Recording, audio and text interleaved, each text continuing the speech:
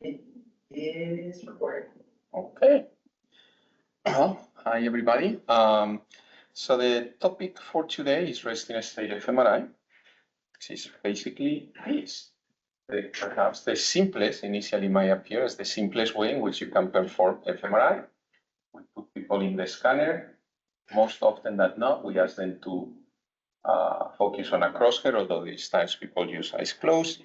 And we ask them to not move, remain awake, and let their mind wander freely. If we're lucky, they're doing the last thing.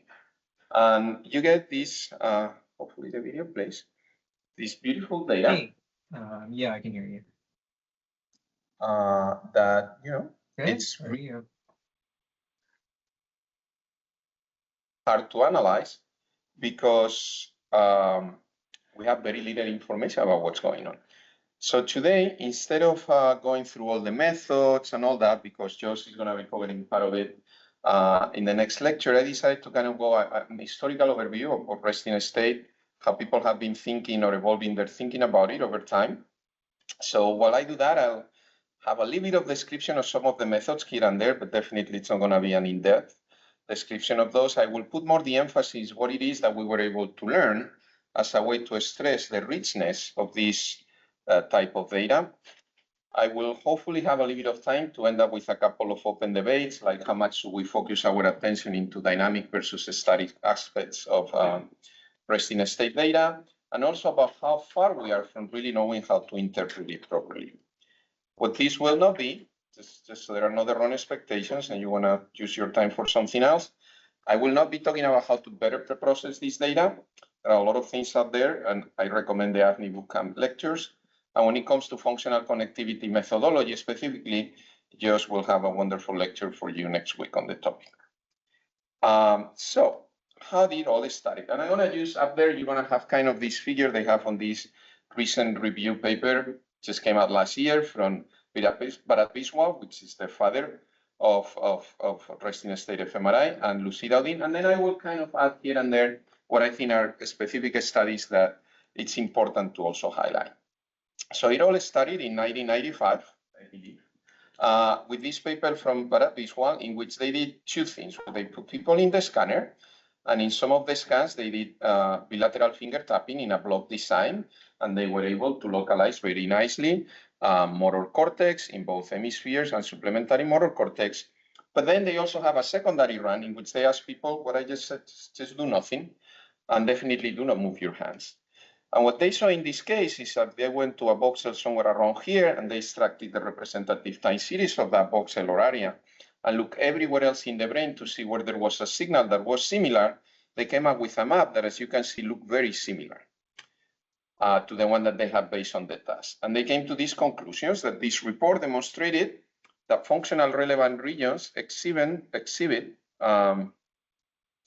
correlation of low frequency fluctuations in the resting state. And therefore, this is something that we should pay attention because it might have some neurophysiological information of interest.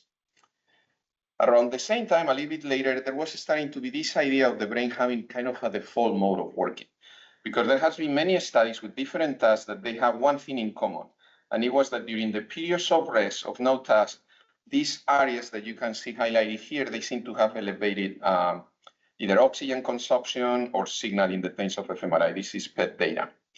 And what really made it become really, really interesting for a lot of people was that using resting state a few years later, Mike Grisius was able to actually show for the first time this default mode network, this kind of set of areas that it looked like the brain at the time was interpreted like that's where the brain goes when it has nothing better to do or it's not engaged in an actual task.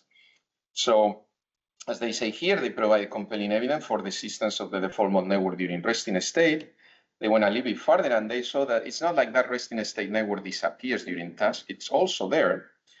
And they started to conjecture a little bit about what it could be that this default mode network is doing. And they suggested the retrieval and manipulation of episodic memories and semantic knowledge. Just understanding the default mode network, it's something that people have experienced since this time and still are debating on what it really does. So it's one of those concepts that is really strongly associated with resting state fMRI. Now, so far what I've shown you, both the Bharat Biswal study and this study by Mike Grisius, use this methodology called seat-based functional connectivity, which basically As I mentioned, you go to a box cell, you extract the representative time series, and then you simply compute the Pearson correlation between that time series and everywhere else. And then you get these beautiful maps of what other areas have functional connectivity, which is just to say that the recorded signals are highly correlated with that one of the seed region. Now, this is beautiful from the point of view that it's very simple and somehow easy to interpret, very straightforward, but you have to have a very clear hypothesis, because if you move the seed somewhere else, you're going to get a different map, and so on. So what AVNI has that I think is very interesting, I'm just going to mention in case you guys don't use, is this functionality called AVNI Instacore that you can access through the GUI. And what this allows you is to, even if you just have data that came out of the scanner, you can do some basic pre-processing on the fly. And then it allows you to move the mouse through the brain and see how much the signaling, whatever it is that you see the pointer, correlates to everywhere else in the brain. So you were seeing a little bit of the visual network. Now we went to auditory cortex, and we can see the bilateral auditory cortex going together. We can see here now motor network, now some attentional networks, and so on. So it's really a very useful tool to do this kind of seed-based functional connectivity analysis, but really powerful way to do it. Not to mention, this is an excellent tool to do some quality control, because if you start doing this and you just see stripes or edges around the brain, it tells you that you have some problem with your data. But that said, even this, you have to go all over it. So people started to think about different ways to do this. And something that came out around 2004 was the application of matrix decomposition, and in particular, independent component analysis. Here, what you do is you conceptualize the data as being a 2D matrix where you have a space in one dimension and time on the other, and you decompose that in two different matrices. One that gives you spatial maps, and a second one that gives you time series associated with each of those spatial maps. For example, you do this with FSL melodic, you get things like this, where here you see that it found a network, it didn't go through the seed, it just decides automatically how many components there are, and it finds them by trying to maximize statistical independence. And for each component, you get a spatial map, you get an associated time series, and then it's often quite useful to actually think of the power spectrum of that. So with this tool, now we can take a resting state scan and extract all the networks and not miss one just because we didn't navigate with the seed exactly where it is. So the next big study that I think was very important for the field is this study by Steve Smith, in which they did ICA in a lot of resting state data, but they also did a meta-analysis with a lot of studies that were task-based. And they were able to find this correspondence so that a lot of the networks that you can see during resting state are networks that you can also see during tasks. So here we have one of the visual networks, another one, somewhere in here we have the motor network, and so on. And they concluded that the full repertoire of functional networks that you can see when the brain is in action, meaning in task studies, they are continuously active and dynamic during rest, which is to say that rest is really, really rich. It allows you to explore many different systems with just that kind of simple experimental approach. Before I move on, this of course opened a large debate. How many networks are there? How should we name them? I mean, a whole other area of research is just out of this.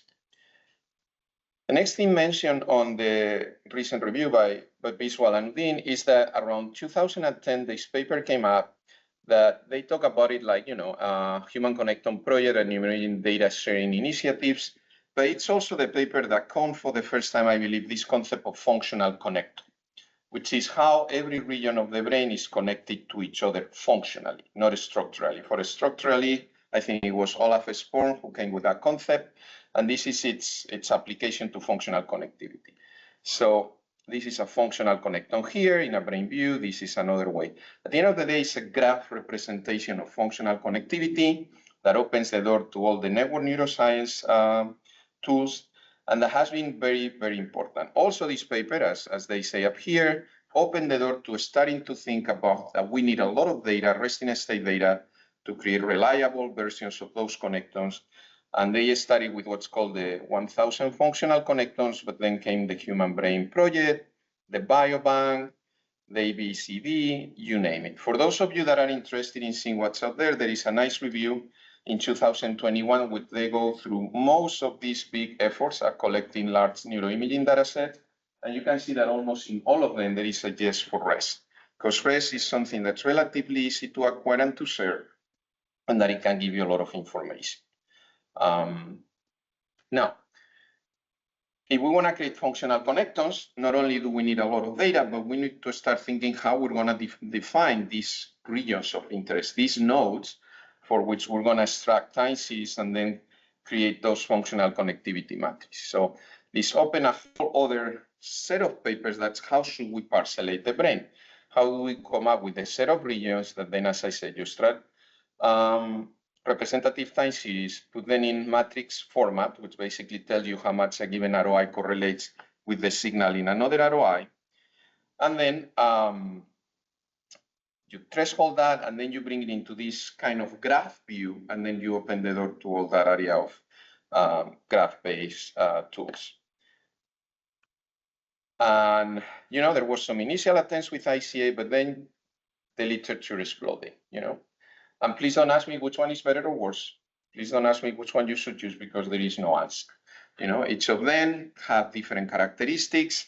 I can tell you that most of the work people tend to work at a reasonable 300 to 400 ROIs level, because that's kind of, you know, specific enough, but also computationally tractable.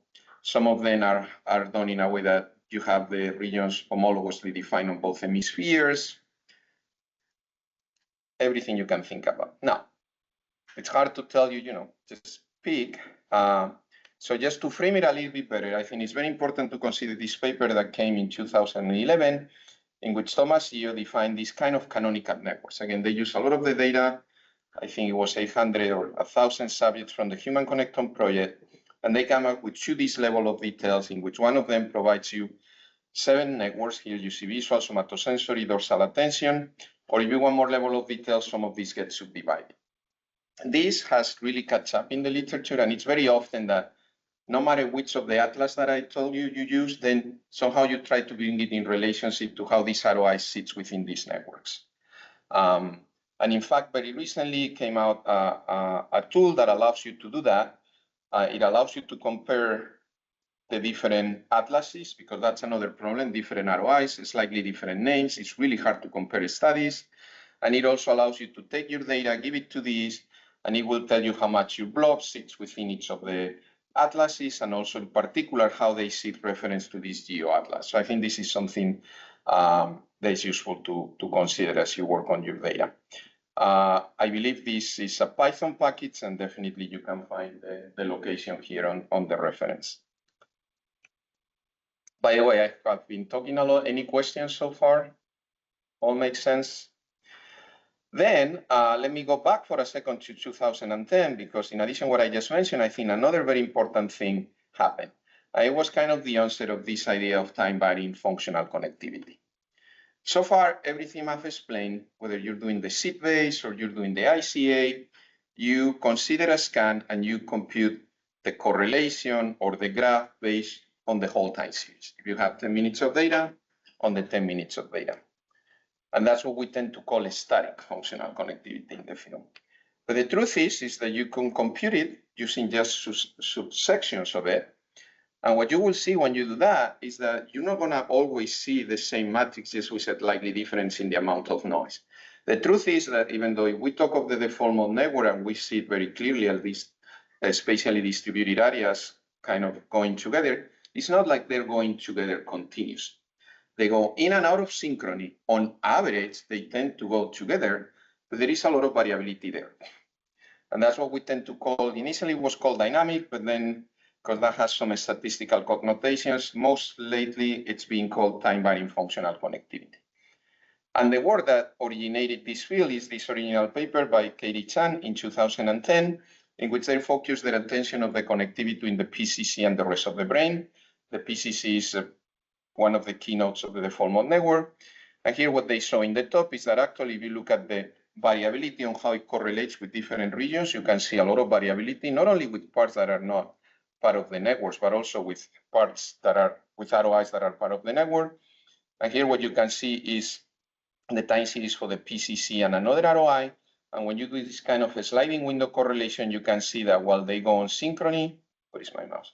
For a while, they kind of go all the way the other way. and go all the way into being against each other, and then they come back. This was an original observation that, again, opened a huge line of research, to which one we added a little bit at some points.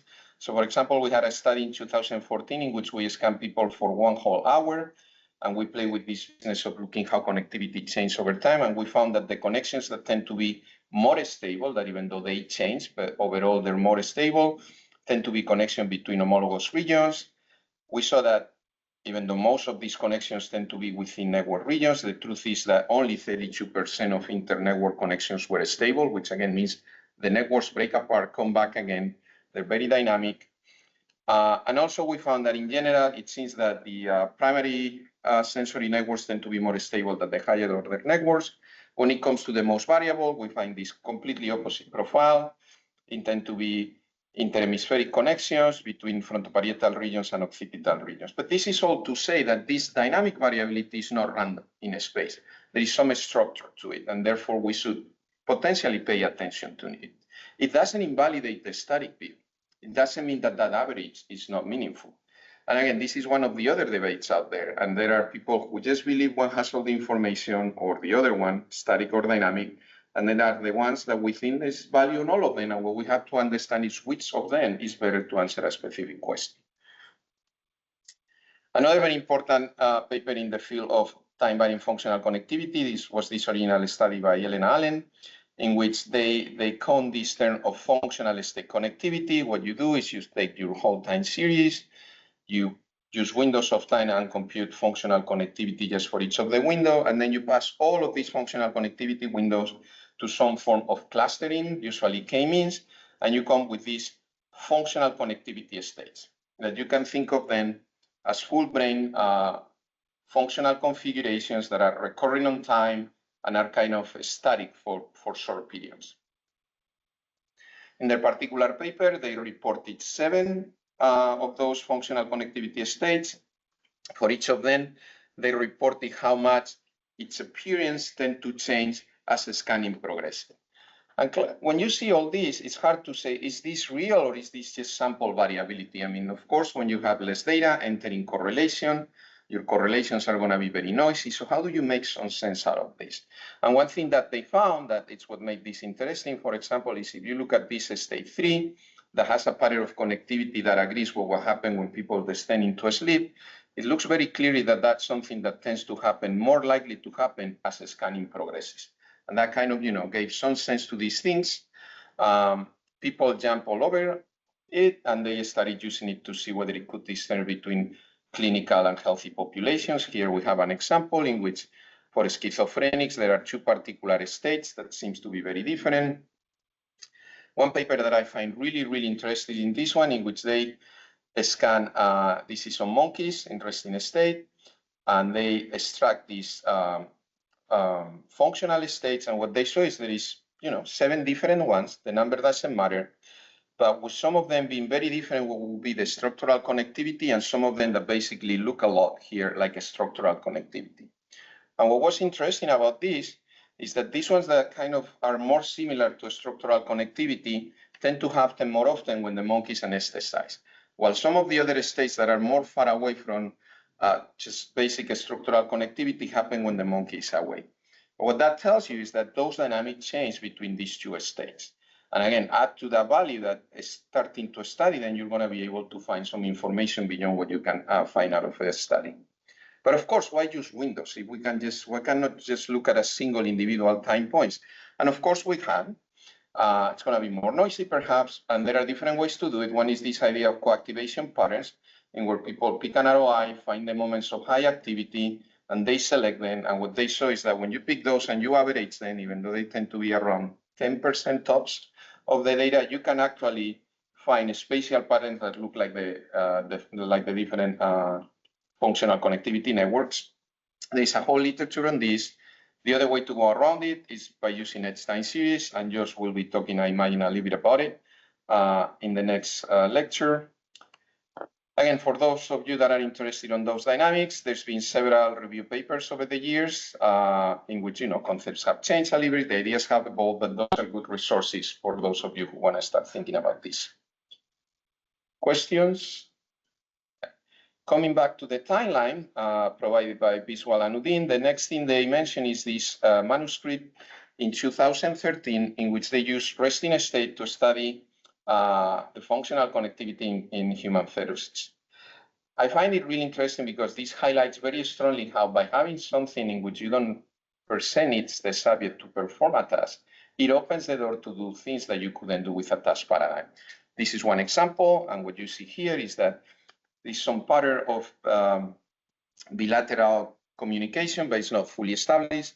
But it also allows you to do comparisons across the species. And there is a very nice review recently going through all that literature in which we can see that, well, some of the networks have already been found in human, monkeys, and rodents. There's still the question open whether other of the networks are there or not. But this is just to stress that idea that resting state allows to answer some questions that you couldn't otherwise. The next paper that brought a lot of attention to resting state in 2015 is this paper by Emily Finn, in which they basically put this idea that your functional connectome, it's a fingerprint of who you are.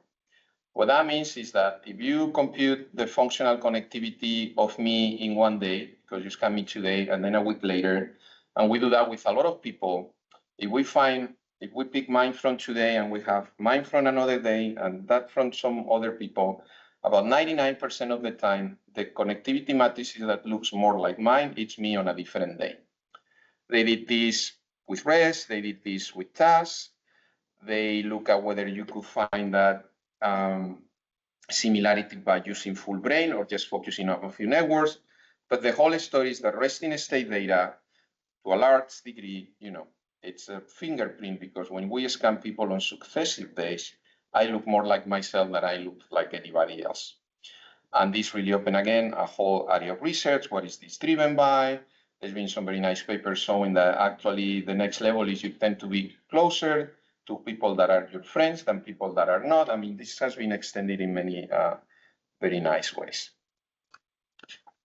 Then in 2016, they claimed that there was publication of best practices on data analysis and sharing of neuroimaging data. There was a publication, but I don't think that means there is a consensus. In fact, I would say that that's one of the problems that we have. There are some nice papers that describe what are, the way you should do things, how you should think about the noise in the data, but we still haven't agreed on many things. We haven't agreed on whether we should be doing global signal regression or not. Please don't be fooled by the title, because if then you read here, they say, basically that results must be interpreted properly within the context of preprocessing, and different methods may provide complementary insights. So, you pick and then you decide how you interpret. The same is true about whether should we be filtering our data just to 0.1, maybe there is more information beyond that. Whether we should be removing the signal from the white matter and from CSF because it's just going to contain sources of noise, and you name it. So this is all to say that analyzing resting state data and preprocessing is really hard, and I believe that we are far from a consensus. We've made a lot of progress. We definitely can clean up our data much better than we did at the beginning, but still an open issue. Instead, what I claim is a very interesting paper that came in 2016 is this one that puts this idea forward of functional gradients. So what do I mean by that? So there's this paper back in 1998 by Mesulan looking just at tracing data, in which he proposed this hierarchical structure of how information flows in the brain with two axes. One axis here, which here is kind of curved, but in the next representation, you'll see it's just horizontal. It's segregation between different modalities of sensory cortex. And then you have another axis here that's about integration of information. And the paper that came in 2016 by Daniel Margulies, what it did is it took these ideas, but instead of going through tracing data, he took the Human Connectome project, 120 participants, and computed an average functional connectivity matrices, but not using ROIs, but on every single vertex. Vertex is when you put the data in a surface, so think of it as boxes. So he computed this matrix that has almost 60,000 by 60,000 entries. He had to threshold it because that's the only way that you get to a graph. And then once he had this graph, instead of trying to find communities, which is networks, which is what people tend to do the most, what he decided to look is to see how variability changed across different axes. This is just a graph. It's not that truly you can do it this way. But think of it instead of subdividing into subsets of ROIs, more like how connectivity in a gradient kind of changed most in these two directions. And when he did that in a fully data-driven way, he found there were several gradients, but they focused their analysis on the first two gradients. What that shows you here is the first two gradients, and the color of a dot here basically means where you are in this first dimension or where you are on the second dimension. They use diffusion mapping, but this has been reproduced with many different dimensionality reduction methods. And when then you take, and for each single vertex, you plot the location of that vertex in one axis versus the other, you get this graph that resembles a lot this organization. And in fact, when then you color it by what's the function associated with the different parts, you can see that the second gradient is actually an equivalent to this sensory segregation axis. And this first gradient is that kind of going from the lower or the sensory networks all the way to higher order networks, and in particular with the apex being here on the default mode network. To further exemplify that, what they decided to do is to take the gradients and compare them to these geo networks that, as I said, it's something important to consider because it appears again and again on the literature. And when they do that, you can see that you go to different locations within the brain, you can always see kind of these gradients going the default mode network, attentional network, and then in this case to visual, in this case to somatosensory. When they do this and they go through all the networks and all the brain, you can see how you can put the 7 networks of the Geo Atlas in the context of this framework. And very clearly you have the visual and somatosensory. Then on the next level, you have the dorsal and salience network, frontoparietal and the DMN and the limbic sitting at the top. So it really gives a really nice framework about how to think about how information travels in the brain and how we should think about it when we're doing our analysis. Again, this led to a whole set of literature looking whether or not these gradients could be found across a species, whether these gradients also exist in subcortical regions and how they relate to cortical regions, how it changes through the lifespan, and how, of course, it changed with different clinical conditions, because that's something that I haven't said yet, but of course, a lot of the work that happened almost since the beginning is how these functional connectons differ between healthy population and patient populations. And they did it just for autism, dementia, you name it. This is just a couple of examples.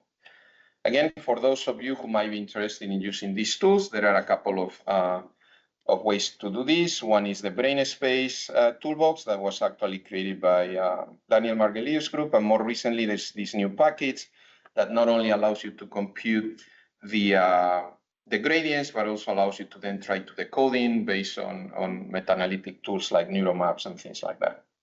Any questions? We're almost there. We're already in 2016. So we must really know a lot, no? Well, in 2016, believe it or not, you could still put a paper on PNAS with this opening line, which says, however, the relationship between resting state hemodynamics and underlying neuronal activity had not really been well established. There's a lot that we don't know yet. I mean, it's not that we're saying that ball, it's a representation of neuronal activity underneath, but what is going on during rest? Can we really be sure that it's not something else? It's a very nice study in which they didn't do fMRI. They did wide field optical imaging in mice. And what this allows them is to concurrently record 2 types of signal. An hemodynamic signal, meaning something that's the equivalent of our fMRI signal, and a neuronal signal. So here you have the neuronal signal prior to correction, the neuronal signal after doing some correction, and the concurrent hemodynamic. And when you look at it, you can see that it looks like the hemodynamic kind of follows the neuronal. The patterns that appear somehow appear first on the neuronal and then appear on the hemodynamic. Just in case you cannot clearly see there, here is for 2 different ROIs, and of course they go through many in the paper. You have the hemodynamic recordings here for deoxy, and total hemoglobin, and here you have the neuronal recording, and you can see very clearly that in the moments in which the neuronal goes up, kind of with a little bit of delay, the hemodynamic goes. So this was a very nice demonstration that actually they relate. And as they say here, characteristic patterns of resting state hemodynamic were accompanied by more rapidly changing bilateral patterns of resting state neuronal activity. They not only did that, but a very common thing to do, especially in task-based fMRI, is this idea that you have a task, you have a block design of when that task is happening, and then you take that and convolve it with a canonical hemodynamic response, because we know that what we measure is the neuronal activity through the filters of hemodynamics. So what they did is, okay, let's take this data and let's see if we try to do that and we can use an hemodynamic response that's proper for the mice and whether or not things work. And they did that. The hemodynamic response is parameterized by an amplitude, time to peak, and half to, I forgot the name, but half to width maximum, I think it is, and hopefully I didn't say it in the wrong order. Those parameters can vary spatially, and here you can see the maps of those parameters. But more importantly, what you can see is that when you have the actual hemodynamic response that we're recording, or what happens when you take the neuron and apply the hemodynamic response function, you can very well reproduce, and it's only a little bit of residual that's left. So this really validated also our method to some extent. And they concluded that these support the resting state hemodynamics in the awake and anesthetized brain, because they compared that, something I didn't have time to put here, are really coupled to patterns of oscillatory neuronal activity. So this is some very important confirmation that what we're looking at is something worth looking at.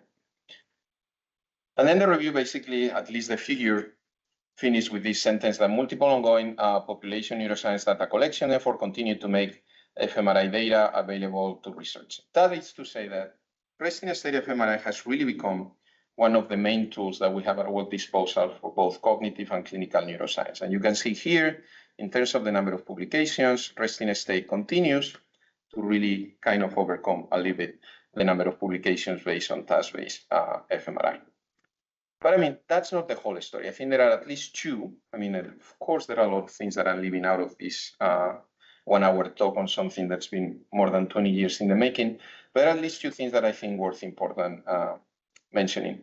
One is all the work that's been in this idea of brain-wide association. This is all about, you have on one side, you have neuroimaging data, resting state data, at the end of the day, functional connectome. And on the other side, you have behavioral, clinical, phenotype data. And it's trying to see what aspects of the functional data relate to those or can help you predict those. One of the original papers trying to do this, and of course to do this, which gets you in the realm of prediction, machine learning, you need to have big data. So this type of things didn't start to happen that much until there was some of these publicly available data sets. And here's one of the original papers based on the Human Connectome projects, in which they have these 280 behavioral and demographic measures. They input them to a CCA analysis, and they became with this axis of positive versus negative traits. And they were able to find which connections within the brain positively or negatively correlate with this trait. So this is one of the original examples of this type of work. But then again, this exploded. Even the original paper from Emily Finn in 2015 already contained a similar approach. She said that my fingerprint, my functional connectivity is my fingerprinting, therefore it should say something about me. And their way of testing this is you could actually use that to predict fluid intelligence. People have predicted neuroticism, extraversion, you name it. And of course, people have applied to clinical conditions, because it's very interesting to know what are the connections that allow you to predict some clinical symptom or label, under the assumption that then it is those connections that hopefully need to be taken care of in some way. People have done it with autism, addiction, depression, you name it. Part of the boom with all of this came with this particular paper that shows a way to do this. There are other ways, but I'm going to mention in case people want to start doing this. This is a good way. Is this idea of connectome predictive modeling.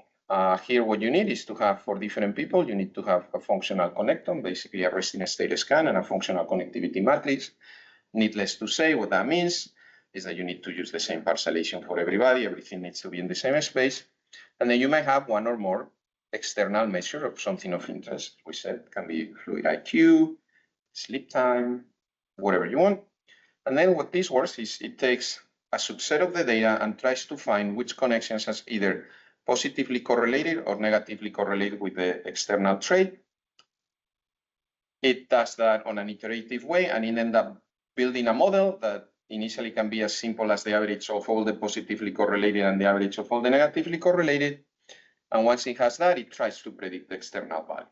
And then once you have a predicted and a measured value, the way that these models are evaluated is by looking at the correlation. It tells you how well you can do it.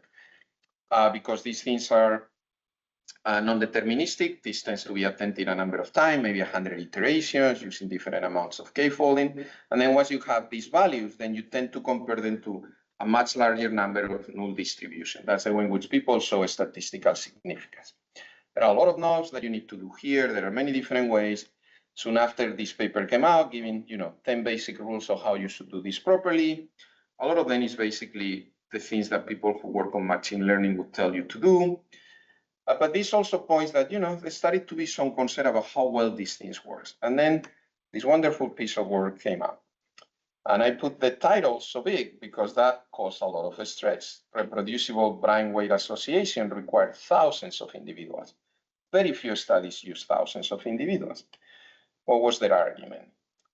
Well, they were saying that, people are trying to do these associations between these external measures and either functional connectons or static connectons, meaning, or structural connectons, meaning DTI data, and that most of the studies, tend to work with a very few number of subjects, and that is too small to really capture reproducible relationships. It's not saying that those don't exist. What they're saying is basically that the effect size is so small that really you need a lot of data to potentially capture it in a way that is reliable and that you can interpret and be valid. And they say that, they play with these 50,000 data sets and they kind of, did the same thing with a few. And it's only when they got into the thousands that they were able to replicate the things in a way that was valid. For those of us doing fMRI, at least they said that you do a better job with functional than structural, so that's a win there, I guess. Of course, this was a big hit on the field. There was all the things about reproducibility, so there were really strong responses even the same year. Here are just two examples.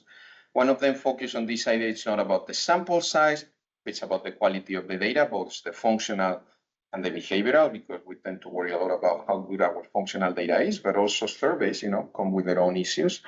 The other one opens this concept of this idea that maybe, a lot of the problem is because we have data on a lot of subjects, but to do these type of things or to really learn something about somebody, we need to do more of a deep sampling approach, where we have a lot of data on just a few subjects.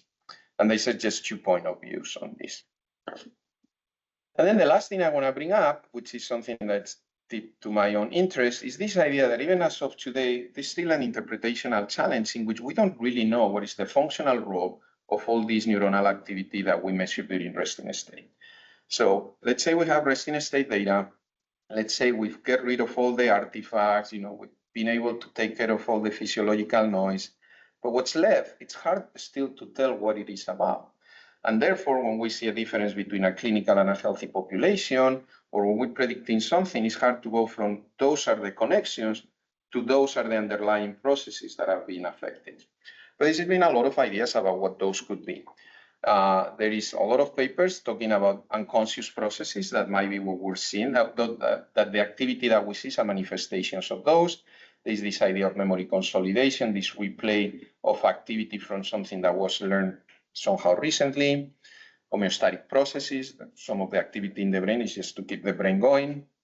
Interoceptive monitoring, a lot of the activity in the brain is about monitoring our body.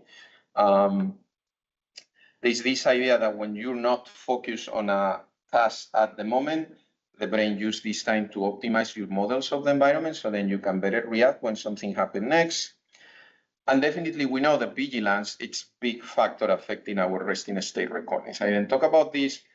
Basically, you can assume that everybody after the first 3-4 minutes somehow either fully fall asleep or they're drowsy, and the patterns of connectivity change abruptly. So that's something that we need to take care of. But more of an explanation, I think that's something we need to consider as we did this data. Some of us think, and this was posed even from the beginning, that something else that gets often overlooked is that when people are resting, even though we didn't ask them to do anything in particular, they are still thinking. They're still having feelings, emotions, wanting to get out of there or enjoying it, who knows. And even though I put a bar here, it's not because I think it's one or the other. It's because sometimes the literature have framed it that way. Most likely the neuronal activity that we see during rest is a combination of all of this and something else. And most likely in some days or situations, some are more important than others, and we don't know. But I think that just to ignore these, which tend to be very often the case, is not the best possible idea. And just to stress that out, and because, as I say, it's one of my interests, I'm going to walk you through very fast through a written paper of ours in which we look at this very specific question, which is, should we consider subject's experience or inner thought when interpreting resting state data? The first thing to say is that to do this type of work, you can not only have your resting state data, you also need to have some information about what was that, which gets us in the whole world of phenomenology, experience sampling, which is its own world. But for this, let's just say that, at the end of each 15-minute scan, we have some information, and I'll go into a second into what that was in this particular case, about the thoughts of experience that people had in the scanning. And with that data, we're going to try to answer 4 simple questions. Do subjects tend to be in the same mental state when asked to rest?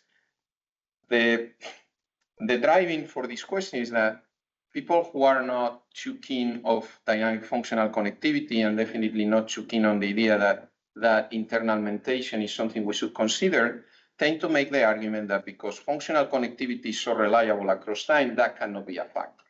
Well, the counter argument here is that if that internal mentation at some level of detail, nobody's saying you're going to be thinking or feeling exactly the same way every day, but you tend to be a type of person that when you're resting, you tend to talk to yourself, and you do that every single time you go to the scanner, that might be important. Or you tend to be somebody who tends to ruminate on negative thoughts. We're talking about that level. And therefore, if that kind of mental state should be considered to some extent a trait, that would make it compatible with the idea that there is reliable functional connectivity across days in the same person. The next 2 questions are motivated by 2 of the main ways in which people use resting state data. One is this idea of looking at population differences. You have a population of healthy controls, you have a patient population, you scan them during resting state, you extract the functional connection, and then you see whether or not there are connections that are different. And if you've controlled for demographics, for motion, whatever you see, you tend to interpret it as being related to the condition you're studying. And what we're going to do here is we're going to have healthy population, but we're going to separate them into groups based on the experiential data. We're going to somehow find the scans that were acquired with people having very different patterns of thought at this high level that I just described.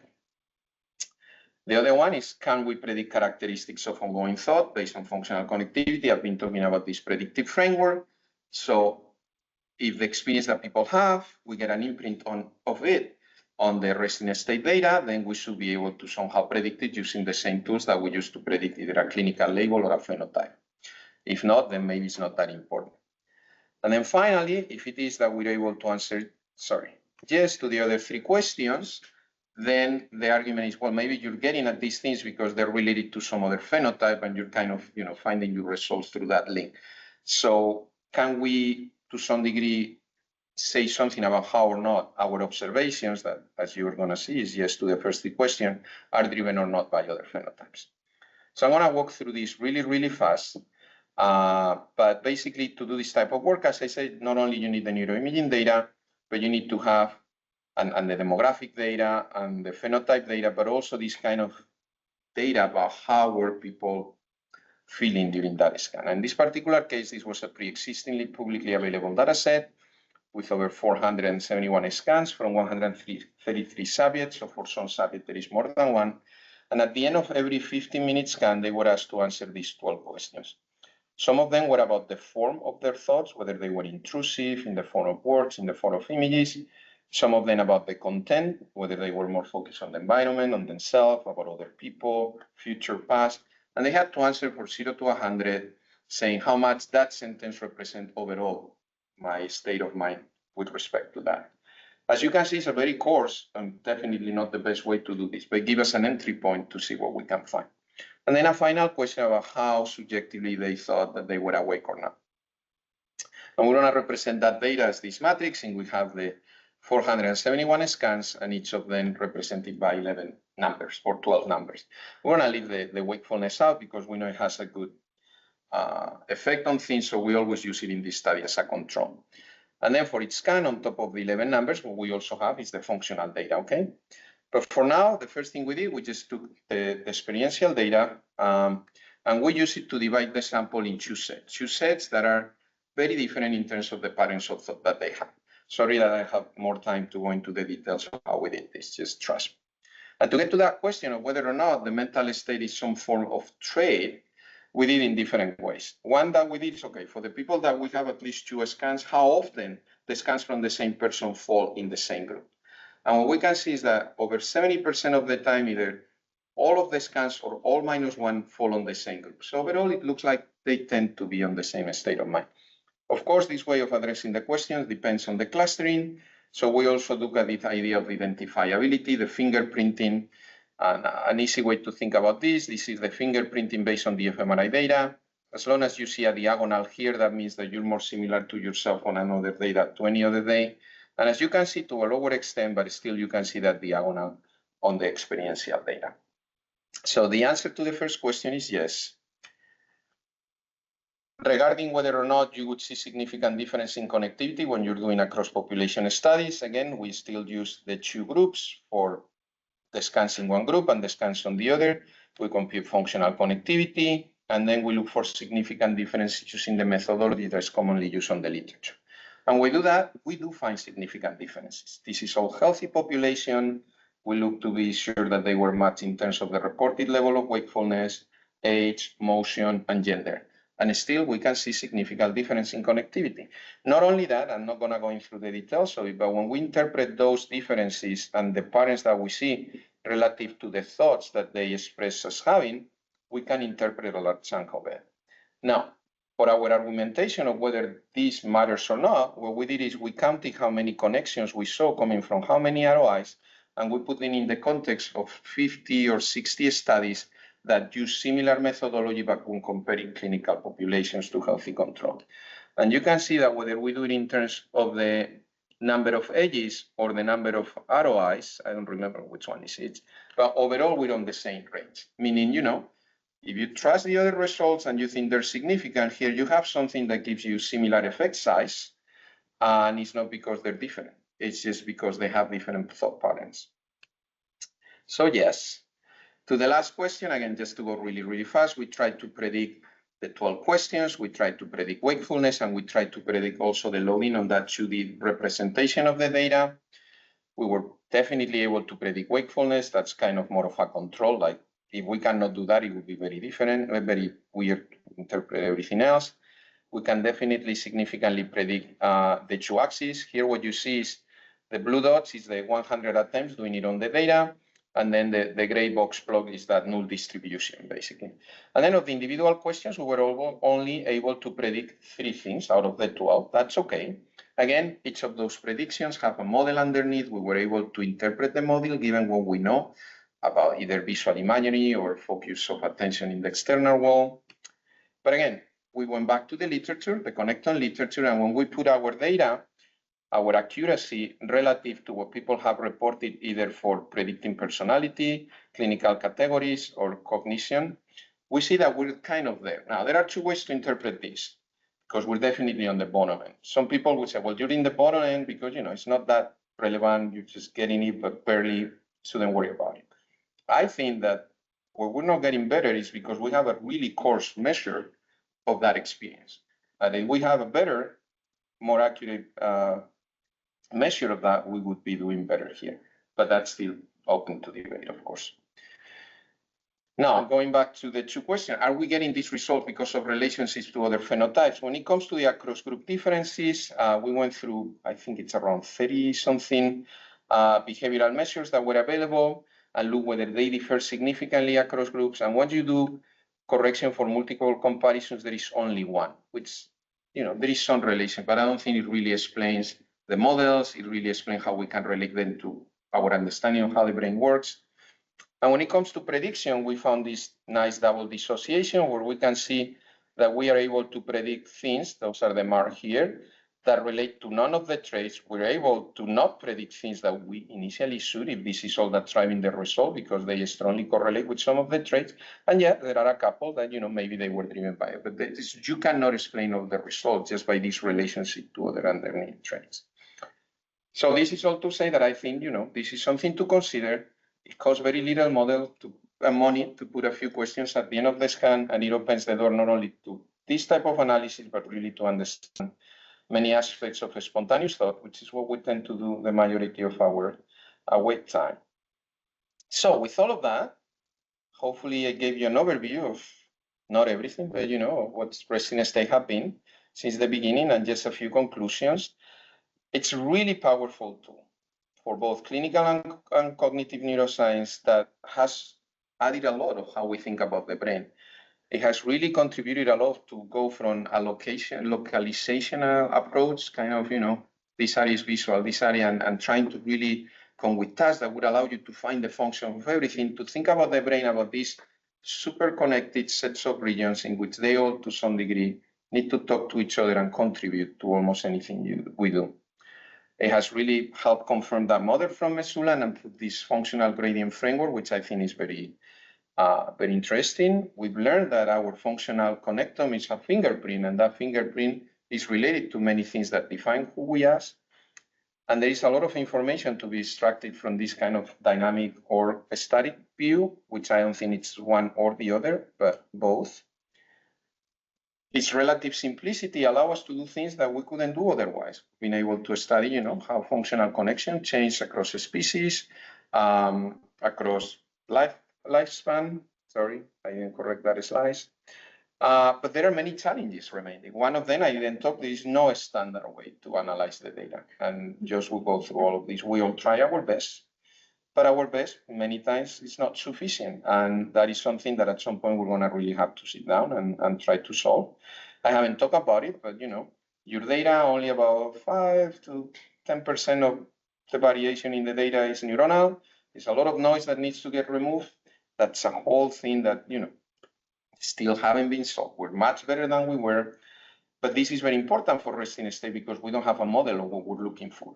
So noise really can enter our calculations and our interpretations. There is kind of back and forth these days whether we should be putting all our money and efforts into deep sampling, which is this idea of scanning a few people, but many, many times, because you can get a lot of detail about what's happening. And I'll point to a study at the end that shows that that's really, really valuable, or we should keep going with this large N because that's the only way to get at it. And then we really need to work on this interpretation. And again, I'm not putting those ones against the other, but really to understand how the different processes might be what we should consider when we're interpreting the data in which situations. Because at the end of the day, resting state fMRI is really well positioned to support this area of precision psychiatry. This idea that, you can get a resting state scan and a decision about which medication or prognosis in a way that's really about you and not about the sample. But to get there, we still need to find a way to bridge the gap between all of these group level results and this individualized, reliable biomarker, which means we scan you for a given amount of time and we can say something in which we can take an action. And with that, let me leave you here with a few papers that I think are worth reading for those of you who might want to get into this, and I'm open to questions. Thank you.